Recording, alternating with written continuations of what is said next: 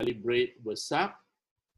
And Wesak Eve, Wesak Day is actually not a day. Wesak is actually a month. This whole month is the month of Wesak. And traditionally, Buddhists all over the world utilize this month to remember and to recall three great events in the Buddha's life. First, we recall his birth. Second, we recall his enlightenment. And third, we recall his passing away into Mahaparinibbana. And for convenience and being very green, we celebrate all the 3 days in just one arbitrary chosen day in the month of Wesak. Historically, if you go by the Buddhist canon, it is very unlikely to have been the same day because this Mahaparinibbana was 3 months after the last rains retreat. So it's very likely in January or February that he passed away. But it doesn't matter because it is the day in which we recall these 3 events of our teacher. And so to begin, we will start with paying homage and a very simple puja. Puja means to honor. And I will let my students take over the puja from here. Over to you, Brother Edmund. Thank you, Prof. Good evening, everyone. So now we shall start with the opening of puja. So let us have our palms together. And so the puja is a way to transition into a calmer state of mind, to receive the Dhamma. And now let us pay homage to the Buddha together. Namo tassa bhagavato arahato samma sambuddhassa. Namo tassa bhagavato arahato samma sambuddhassa.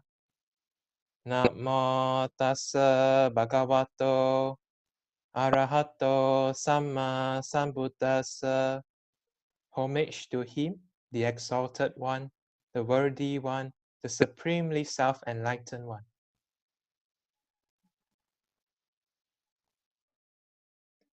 Now, the offerings. Please put your palms together in Anjali to partake in the offerings to the Buddha. The offering of the items allows us to express our gratitude to the Buddha and serves as a symbol to help us remember the teachings. Please wholeheartedly read the verses together.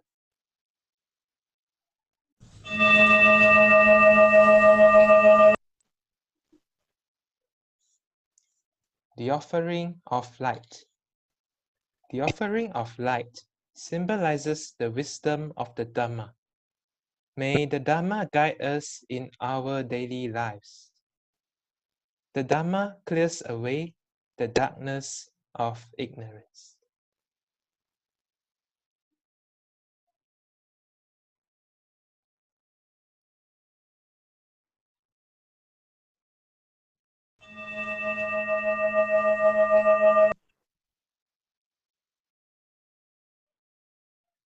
The offering of incense.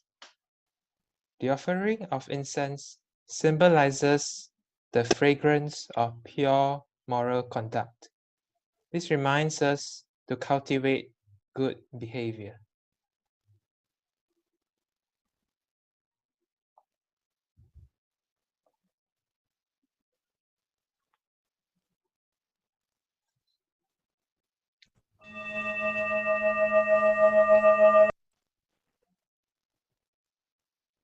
The offering of water. The offering of water symbolizes purity, clarity, and calmness. It reminds us to practice the Buddha's teachings, to cleanse one's mind, which are full of desires, ill will, and delusion, and to attain the state of purity.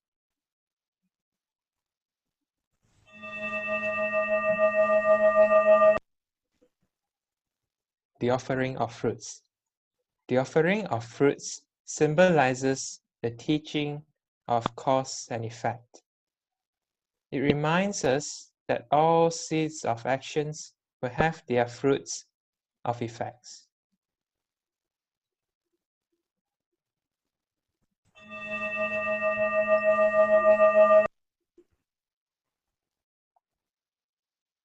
The offering of flowers. The offering of flowers symbolizes impermanence. The freshest fragrance and beauty of flowers are impermanent. This reminds us that we should live every moment well, performing our very best.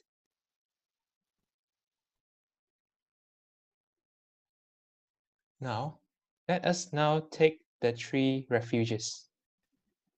Buddham saranam gacchami, Dhammam saranam gacchami, Sangham saranam gacchami. To the Buddha, Dhamma, and Sangha, I go for refuge. Dutiyampi Buddham saranam gacchami. Dutiyampi Dhammam saranam gacchami. Dutiyampi Sangham saranam gacchami. For the second time, to the Buddha, Dhamma, and Sangha, I go for refuge. Tatiyampi Buddham saranam gacchami. Tatiyampi Dhammam saranam gacchami. Tatiyampi Sangham saranam gacchami. For the third time, to the Buddha, Dhamma, and Sangha, I go for refuge.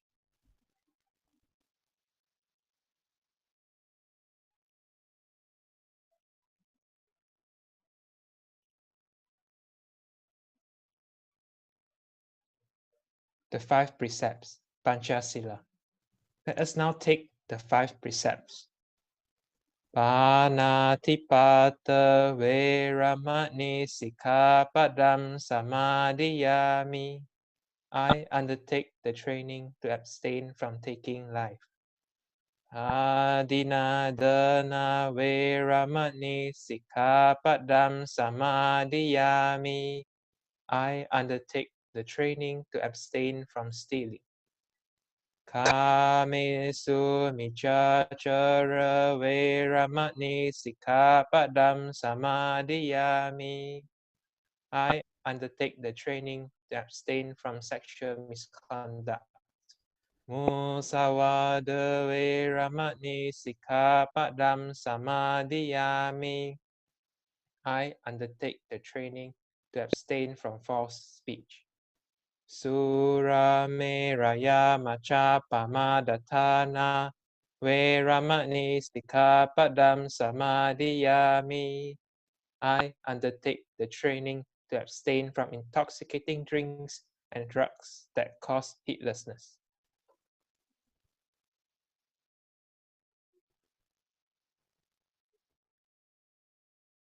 Sadhu, sadhu, sadhu.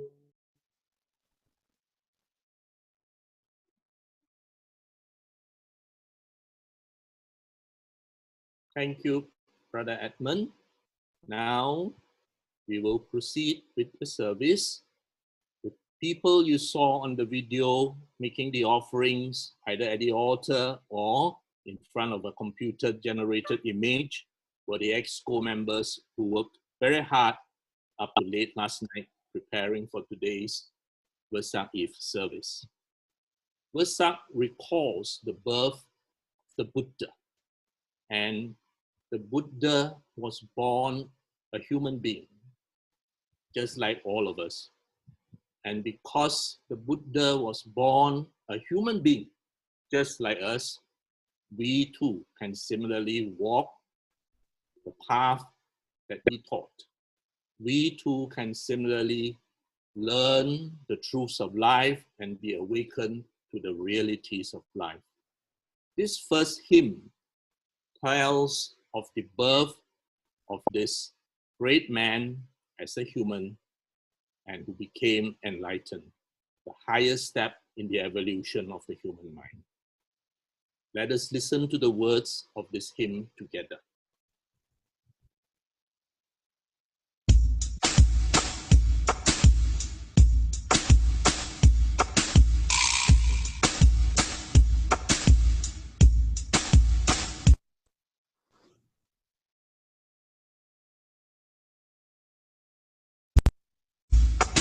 In the ancient land, a child is born, once in a time so long, and the gods and men, so they say, homage to the Lord. In the ancient land, a child is born, once in a time so long, and the gods and men, so they say, homage to the Lord. Tassa bhagavato arahato samma sambuddhassa. Namo tassa bhagavato arahato samma sambuddhassa. Namo tassa bhagavato arahato samma sambuddhassa.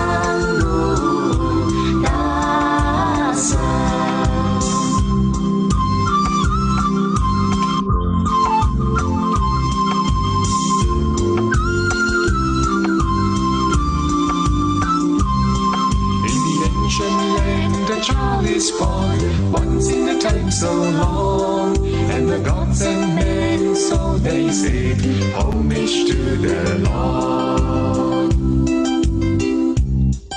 In the ancient land, a child is born, once in a time so long, and the gods and men, so they say, homage to the Lord.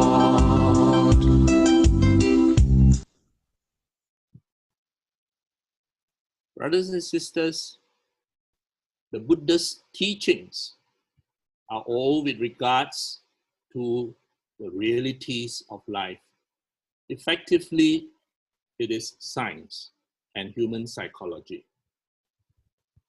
The greeting, Namo Tassa Bhagavato Arahato Samma Sambuddhassa, is very ancient. It dates right back to the time of the Buddha.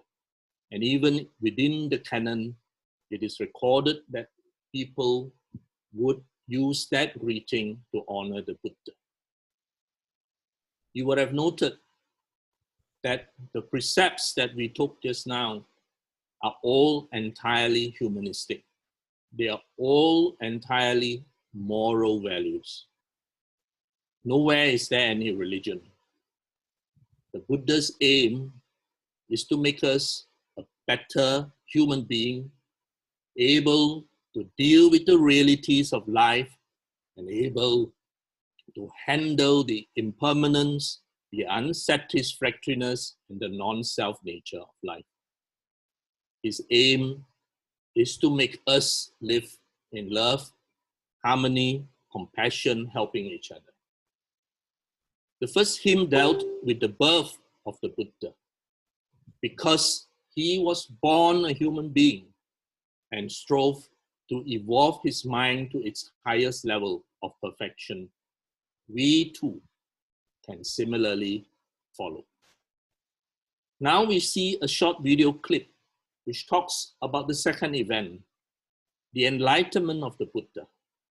And this is why Wesak Day is also very often known as Buddha Day. The Buddha became enlightened because he saw the realities and the truths of life.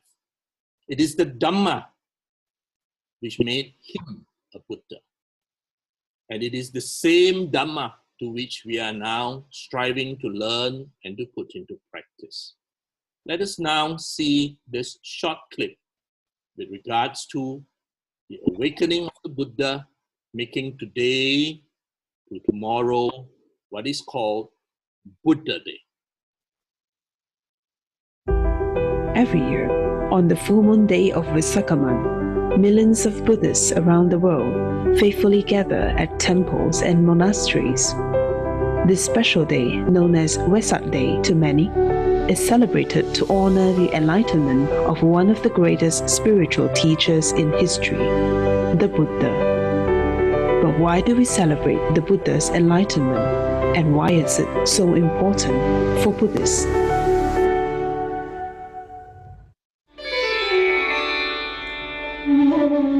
Born as Prince Siddhartha Gautama in 623 BCE, he renounced the luxuries of royalty and embarked on a spiritual quest in search of liberation from suffering. After 6 years of strenuous and intense striving, he finally became the Buddha, a self-enlightened and fully awakened one.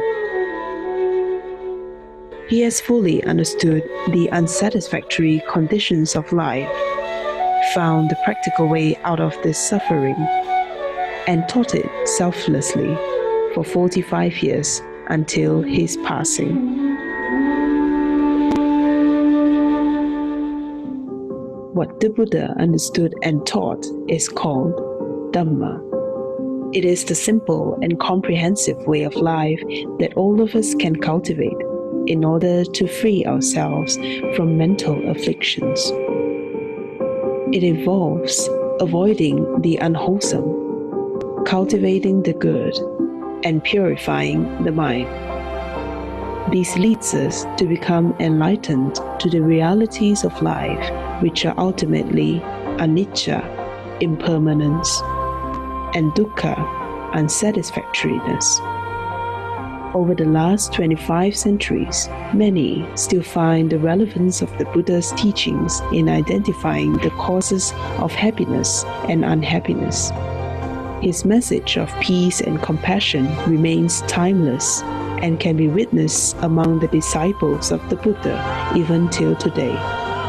Because of that, Buddha Day is observed spiritually by learning and understanding the Dhamma, performing charitable acts, and meditation. That is why Buddhists around the world celebrate the Buddha's enlightenment, because ultimately all of us too aspire to realize the way to be free from suffering.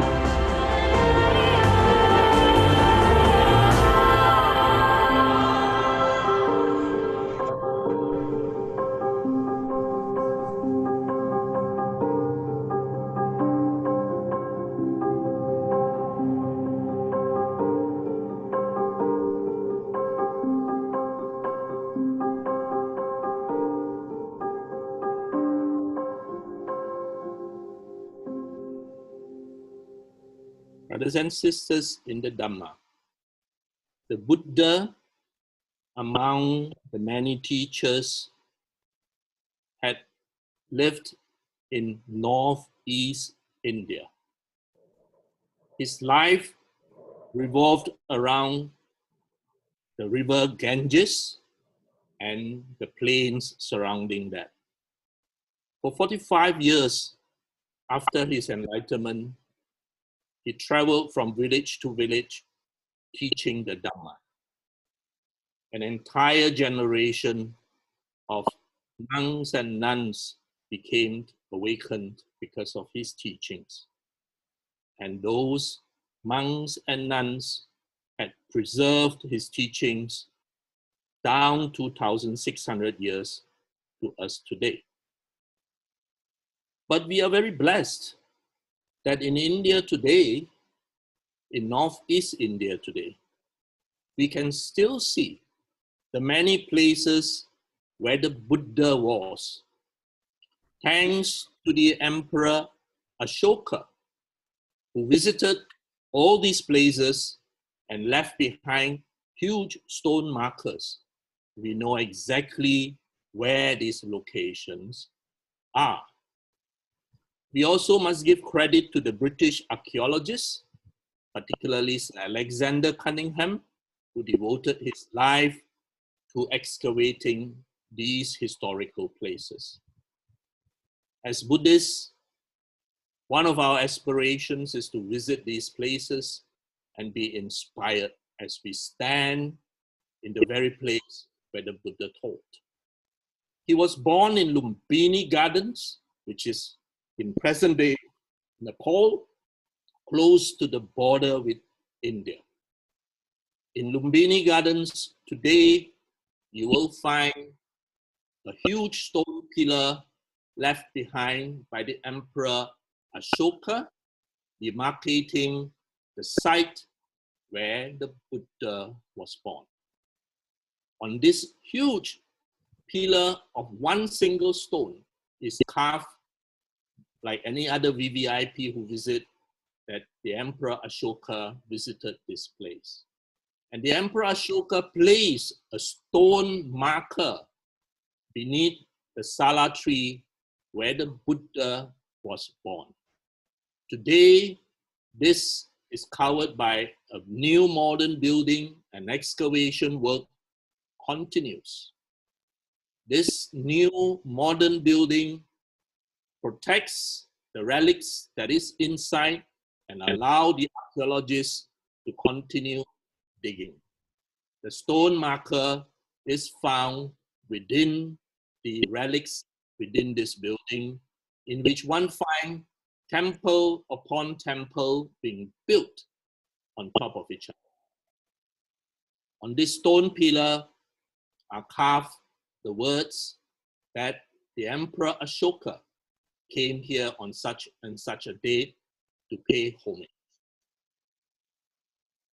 Next. So our lives are in our hands.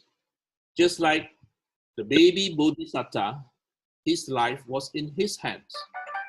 Our future is determined by us. We go on, live the life that will determine our future. As long as we do our best and live morally uprighteous lives, we do our best day by day, and the next day will take care of itself. Next. Asita was an ascetic, a very highly respected ascetic at the time of the baby Bodhisattva. He came and he saw this baby and he cried. The father of the baby was, of course, very worried when Asita cried. And he asked Asita, "Why are you crying?" And this hermit Asita replied, "I am crying because I have realized that by the time this baby reaches adulthood and begins to teach the world the rediscovered truths of life, I will be dead." Now we are alive today and we have the opportunity to learn the Dhamma. So we must not let this opportunity pass. If not, we will be like Asita, when knowing there is this Dhamma to be taught, has not used the opportunity, in which case, for him, he was too old. So let us make use of this opportunity when we can, when our bodies are able to learn the Dhamma to improve ourselves. Next. For 6 years, the Bodhisattva searched. While this may sound strange to us today, please remember that 2,600 years ago, when the Buddha walked the earth, this training that he undergone is like my students leaving Kuala Lumpur and wherever their hometown is to come and learn from us. He was following a path of higher education that is well trodden by many other ascetics. So it is not that he followed a path that is unknown. He was walking a path that other ascetics walked. And at that time, they believed that by depriving and torturing the body, they can find the truths of life. But the Bodhisattva realized that you are not going to achieve anything in torturing the body. And he realized that the way to search for the truth is the middle way. The middle way between the extremes of luxury, which will merely distract one, and the way of the ascetics, which will merely make the body too weak to pursue. So the middle way is the way that the Buddha followed. The middle way is the way that he teaches us.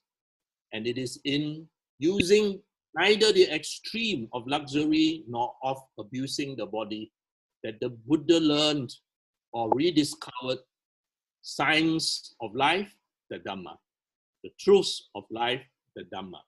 And he prescribed the Noble Eightfold Path for us to walk, to learn, to practice, and to be better people. Next. The Buddha became the Buddha at Bodh Gaya. Bodh Gaya is very much alive, very much rebuilt, restored today. It is at Bodh Gaya, underneath the Bodhi tree, that the Buddha became enlightened. The descendant of that Bodhi tree, either fifth or sixth generation, is still there. And this massive building that we see marks the place where the Buddha was enlightened. The very first structure in this area was built by the Emperor Ashoka, and subsequently it was rebuilt many times and restored many times. Today, this is the center of the Buddhist world, and Buddhists from all over the world would go to Bodh Gaya to walk in the very place where the Lord Buddha walked, to sit in the shade of the Bodhi tree. Next. Sujata was documented to have offered the Bodhisattva rice cooked in milk on the fateful night of his final push for enlightenment. This was a meal which gave the Buddha sustenance. This was a meal which helped the Buddha become enlightened. We today still offer food to our venerables to sustain them as they strive to become awakened. Perhaps we too, one day, can be like Sujata, to have offered a meal to a venerable who became enlightened, sustained by the food that we offer. Traditionally, on Wesak Day, in the morning, devotees will go to the center and offer food to monks. This year, of course, we are unable to do it. But it is important that in our minds, we still maintain this attitude, this wholesome state of dana, of offerings. Next.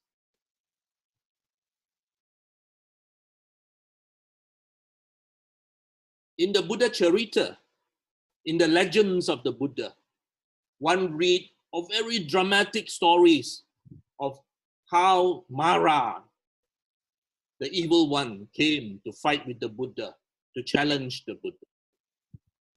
But we know that these demons are actually not outside.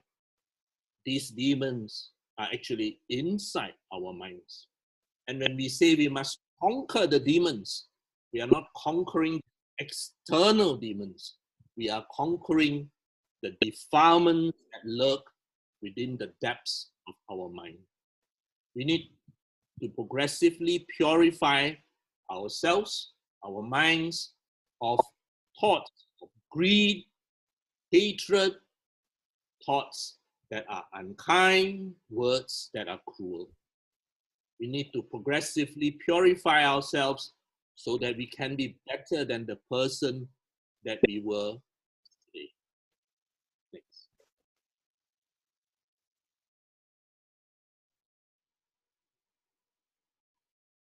So the Bodhisattva, when he discovered the truths of life, when he understood the nature of existence, when he understood how the mind works, the man became a fully awakened being, the Buddha. Buddha is not a name. Buddha is a title for someone who is supremely self-awakened. His name is Siddhartha Gautama. His title now is the Buddha.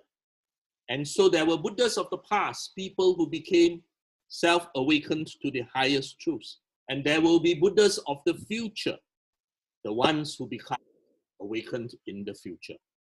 And if you go to a traditional center, a temple, or a monastery, it is not uncommon that on the altar you will see 3 Buddha images representing the Buddhas past, our present Buddha, and the Buddha or the Buddhas of the future, all of whom we pay our respects, all of whom we wish to emulate the virtues and the qualities that they have. Next. This is the picture of the Bodhi tree. It's the 5th or 6th generation descendant of the original tree, but it is kept well maintained and protected. And today, pilgrims sit in its shade. Today, we sit near to the spot where the Buddha himself sat and came. Next. And how do we know that this was the spot? Again, thanks to the Emperor Ashoka, a big, huge stone is seen at the base of this Bodhi tree. And it is reputed that this was the stone that the Bodhisattva, the soon-to-be Buddha, sat on and become enlightened.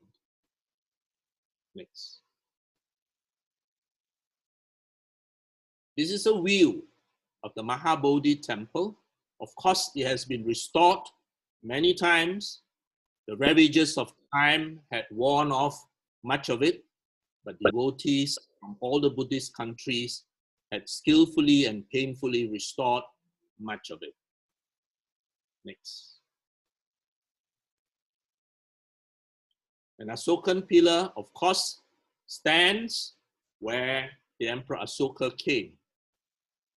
And here in Indian history and culture was a seismic paradigm change when the Buddha declared in this spot that you are who you are, not because of your birth, not because of your caste, which was something held dear by the Indians of that generation. The Buddha said, you are what you are by what you do. And to this day, enlightened, wise venerables will still teach us that it does not matter what you call yourself. You can call yourself of any religion, any faith, any creed, any lineage, any tradition. That is just a label. What is truly important is what you are doing, what you have done, and what you will do. What is our actions is translated from the thoughts in our mind. If the thoughts in our mind are wholesome and pure, the actions that we do, the speech that we say is similarly wholesome and pure. So whatever we wish to call ourselves, Hindu, Muslim, Catholic, Christian, Protestant, Theravada, Mahayana, Vajrayana, Mahayana, it makes no difference because ultimately it is what it is that we do that creates our karma. And karma is not some mythical thing in the sky. Karma is merely the actions that we have done which will lead an effect. You saw the students make an offering just now of fruits. The Buddha image is not going to eat that fruit. That fruit that was offered serves to remind the student, serves to remind every one of us that what we do, the seeds that we plant will give rise to the fruits that we reap. Next. This image inside that big stone building is an ancient image dug out from the ground and restored. It shows the posture of the Buddha touching the earth at the moment of his enlightenment. And this image is literally the center of the Buddhist world. Next. In the mornings, when we go at about 5 a.m., will be the start of the chanting. And every morning, the venerables in charge will change the robes. And we, as pilgrims, will bring a set of robes and offer it, and the venerable will put it up for us to be changed for another set later on when other people come. But these are rites and rituals. And these rites and rituals are only helpful if it helps educate us. All rites and rituals serve to help us develop devotion, psychological peace, and most important, education. So the offering of light tells us that it is the Dhamma which will be the GPS of our life, giving us light as we move in our very complicated lives. The offering of flowers teaches us impermanence. No matter how beautiful the flowers, within a few days, it will no longer be beautiful. It's a constant reminder that our lives are in a flux and that we should use every moment well. The offering of incense tells us that if you do good deeds, you do not need to go around announcing it with a loudspeaker. Those good deeds will speak for itself, like the incense, the fragrant incense that is offered. Water, our minds must be trained to be calm like water. The instant you put water down, it will calm down. It will be still. And our minds can be trained to be still. Next. The Buddha went on to Sarna, where he taught his first teachings to 5 ascetics. And Sarna is still very much there today for us to see. The Dhamma was first reintroduced to our world at Sarna. So Sarna becomes a very important place for us to remember. Next. This is Sarna, where 2 huge stupas used to commemorate the place where the Lord Buddha taught the first teaching, the Dhammacakkappavattana Sutta, and the second stupa demarcating the place where he taught the Anattalakkana Sutta. Unfortunately, only one of the stupas still remain, the other one being destroyed somewhere in the 1800s. We are now looking at the base of one of those stupas. Next. An Asokan pillar again marks that place. This Asokan pillar, unfortunately, is broken into 5 pieces. Asokan pillars are carved from a single piece of stone. So they are really very huge. Next. And one of the acts that distinguishes Buddhists, that is literally like a calling card of the Buddhists all over the world, is what is called metta karuna, unconditional love and compassion.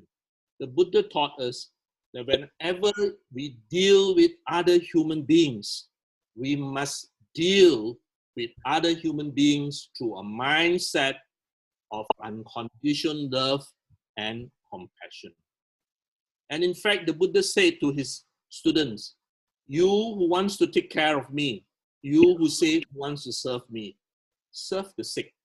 They are an even better visible and everyday present representative.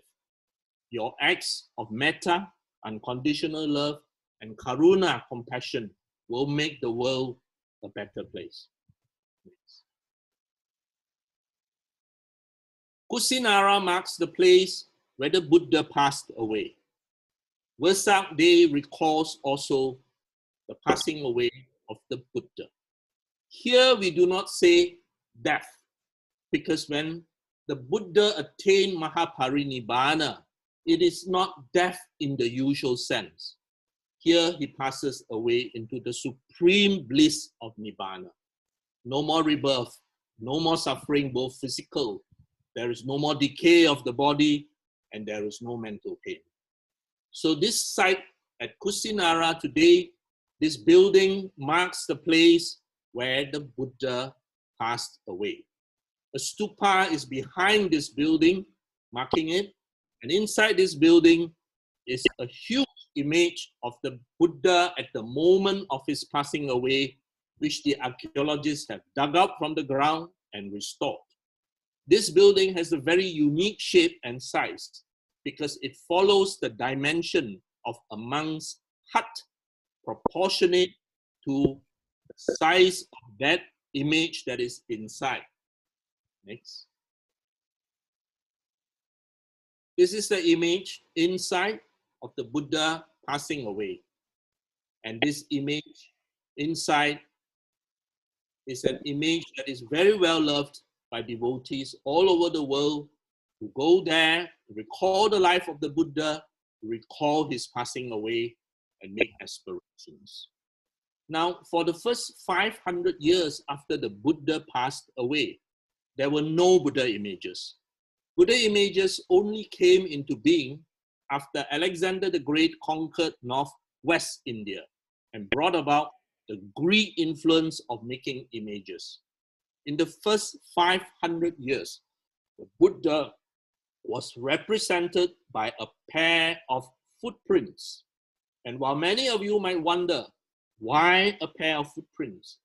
That is because the Buddha would rather we walk in the footprints of the Buddha, following his teachings and the path that he took, rather than paying homage and worshipping an image. The Buddha never in his life asked any one of us to worship him. He wanted us to follow the Dhamma, the truth. Next. So here we see Sister Fong making aspirations at the feet of the Lord Buddha, that same image that is inside this building, marking the moment of Mahaparinibbana. Next. This is a stupa which marks the place where the Buddha's body was cremated. Next. So this is the last slide, and now we will go on and listen to a second hymn which summarizes to us our celebration of Wesak Day. Sister Yunwen.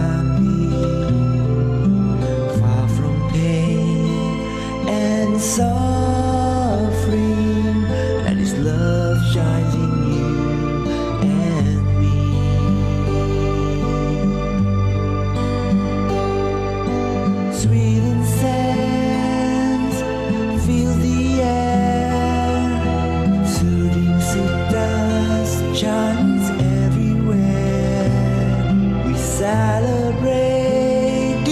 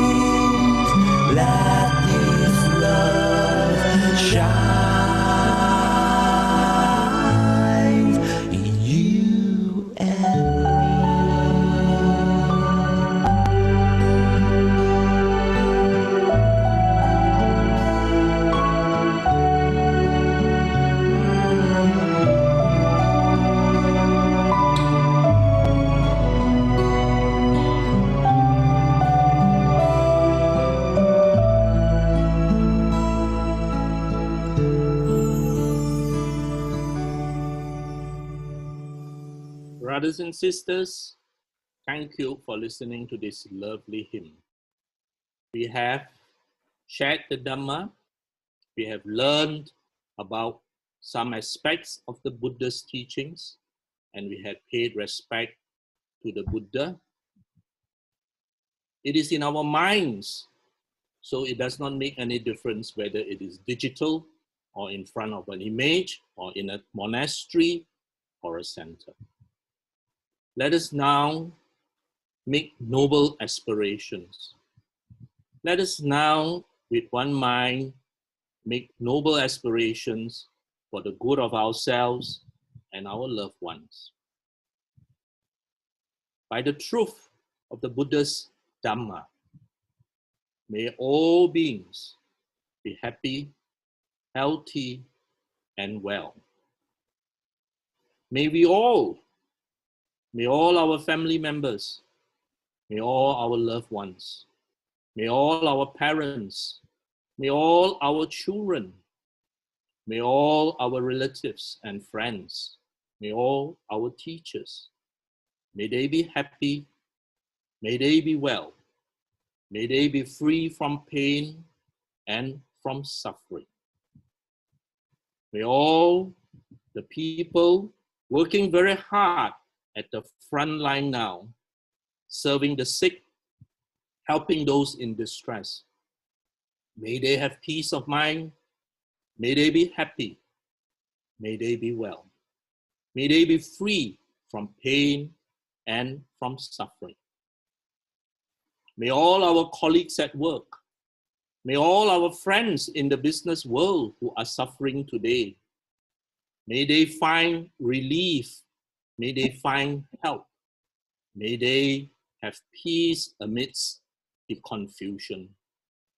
May the Dhamma of the Buddha guide all of us. May the Dhamma of the Buddha give us light and direction when we are lost.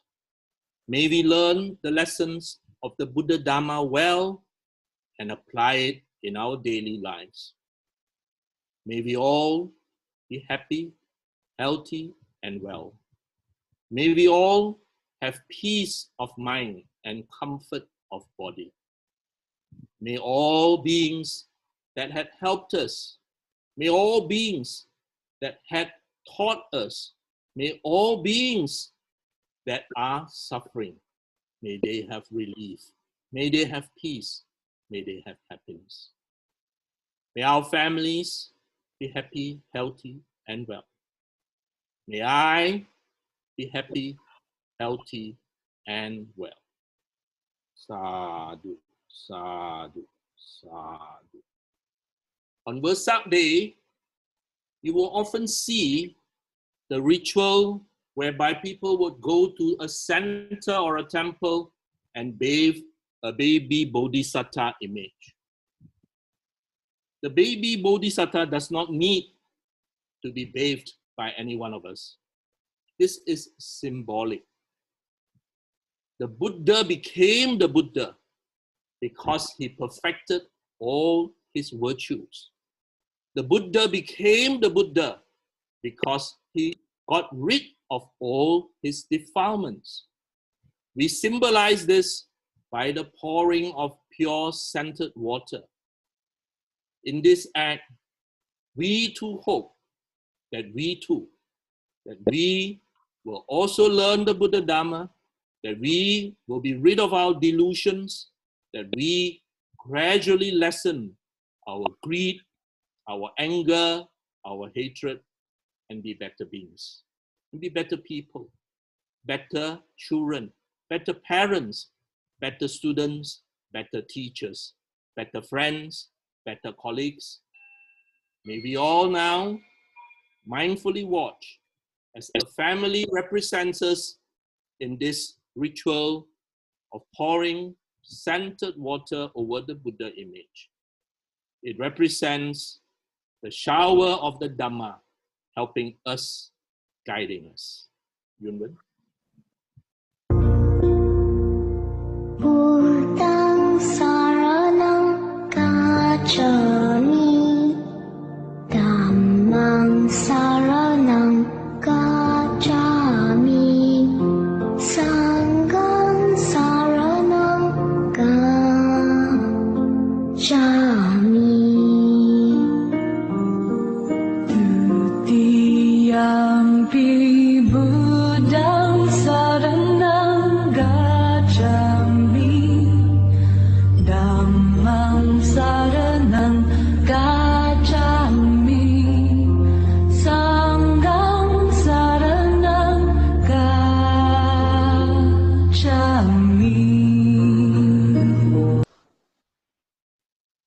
brothers and sisters, at this point in time, traditionally, we will invite the Venerable to come and give us a blessing for our peace of mind and happiness. Today, we will have a video, a digital recording of a Venerable giving us his blessings.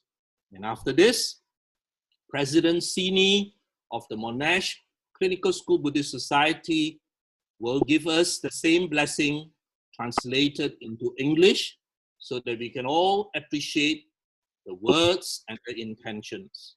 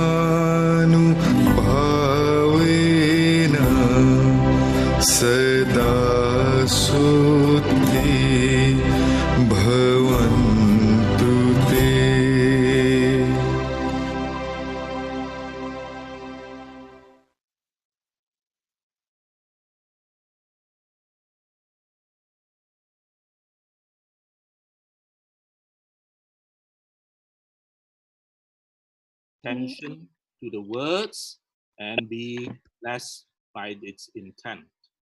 Sini. Okay, Namo Buddhaya, brothers and sisters. Now I will give the translations of the blessing. Sabitiyo viva jantu, sabba rogo vinasatu. May all misfortunes be averted, may all sickness be healed. Mate bhava trang tarayo, sukhi dika yuko bhava. May no danger befall you, may you live long and happily. Bhavatu sabba mangalam, rakantu sabba devata. May there be every blessing for you, may all heavenly beings protect you.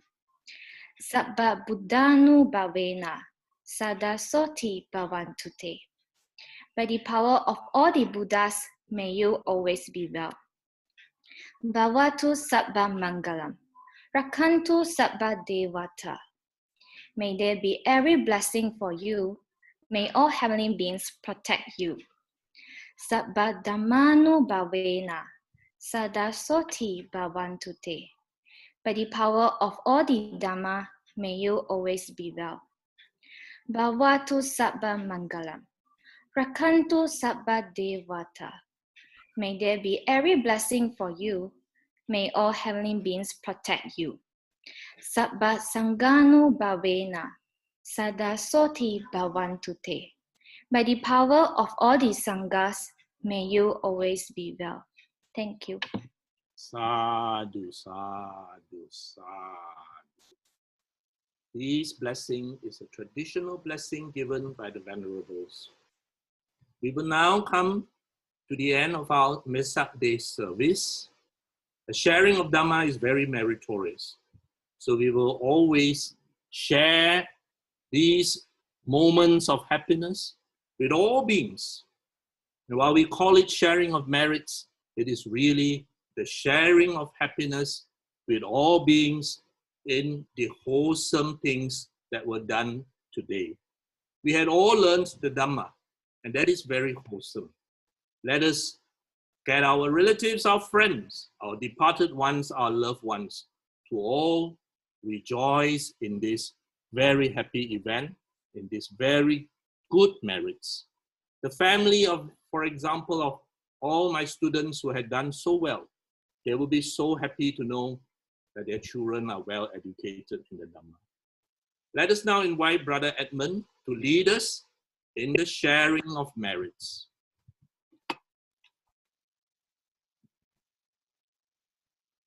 Closing of puja.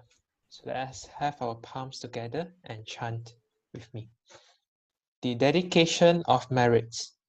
Let us dedicate the merits of participating in a wholesome Dharma activity to our departed relatives and friends. Iddamme nyatinam hotu sukita hontu nyatayo.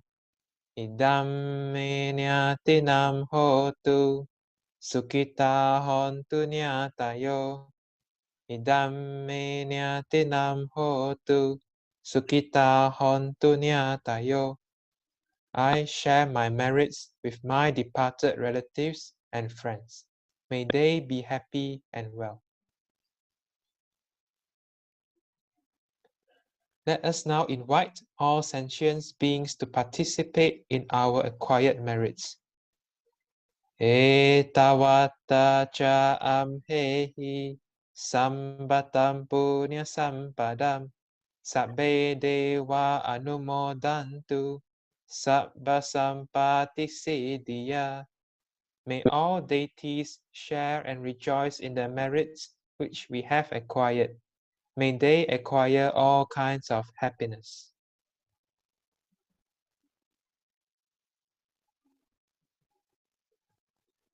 Etawata cha amhehi sambatam punya sampadam sabbe buddha anumodantu sabba sampati siddhya. May all visibles share and rejoice in the merits which we have acquired. May they acquire all kinds of happiness.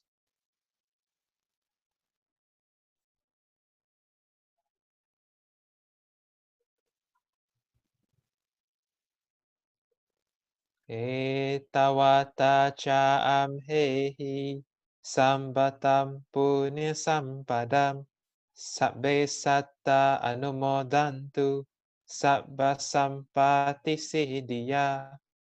May all beings share and rejoice in the merits which we have acquired. May they acquire all kinds of happiness.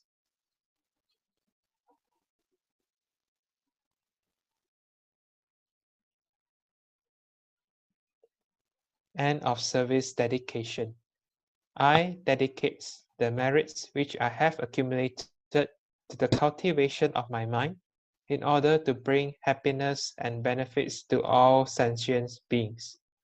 I dedicate the merits to my parents, children, spouse, relatives, friends, colleagues, and my adversaries, wishing them long life, good health, happiness, and prosperity. May we never part from the Triple Gem, and may we always walk the path towards enlightenment. Sadhu, sadhu, sadhu. Brothers and sisters in the Dhamma, that brings us to the end of our service, and we would like to thank everyone who had participated in this wonderful service.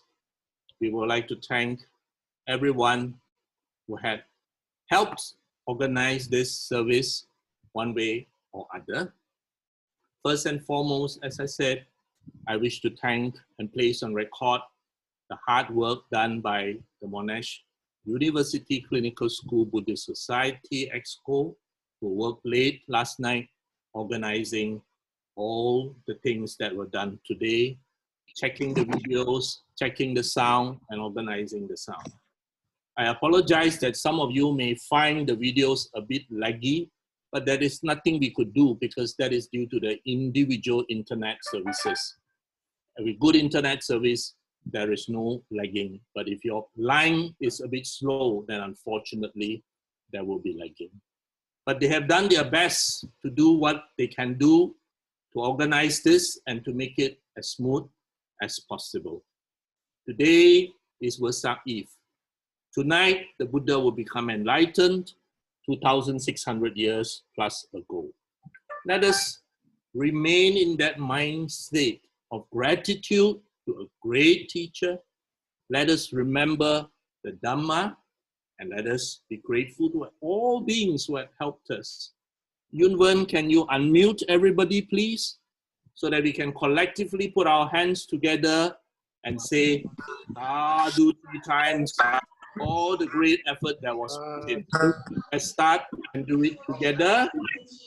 Sadhu. Sadhu, sadhu. Brothers and sisters, I wish to have a very good day and a very good year. Be happy, all be well, all be free from pain and suffering. It was a great honor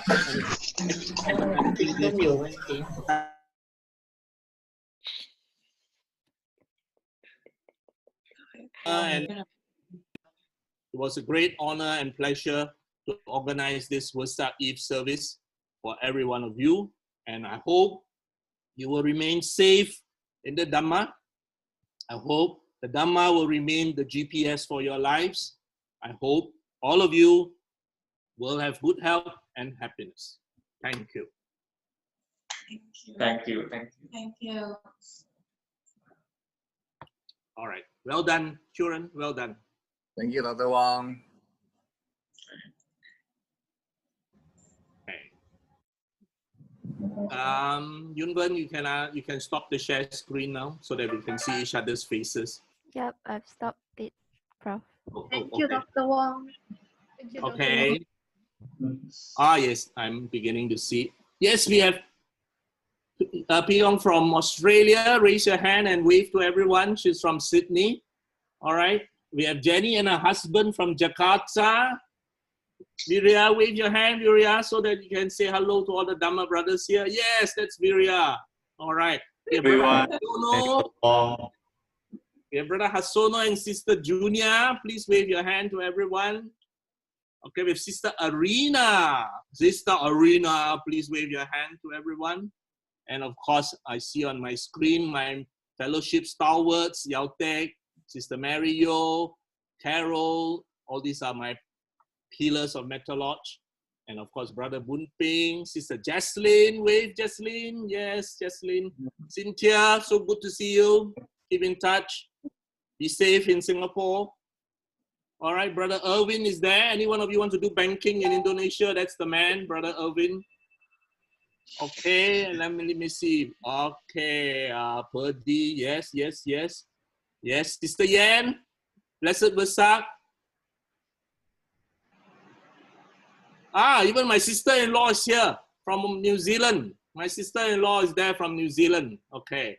Usually sister-in-laws don't listen to brother-in-laws, so for once she's listening to me. Sister Pigland, you got a lot of ideas for the children. And of course, Brother Valley. Hello, Brother Valley. Okay. Everyone here. I mean, there's so many here which do not have screens, so I do not identify who you are. Some have a word B there, so I can't identify who you are. But let me say I'm very happy you are all here to celebrate Wesak. I'm very happy to meet all of you all. We are all very happy that despite this very critical time, we can gather together as a congregation to remember the birth, awakening, and Mahaparinibbana of our teacher. Good night, everyone. Happy Wesak. Bye. Blessed Wesak, blessed Wesak. Good night. Good night. Thank you. Thank you. Dr. Wong for all your sharing. Happy Wesak Day. Thanks for the sharing. I love the songs. Cynthia's children, yay!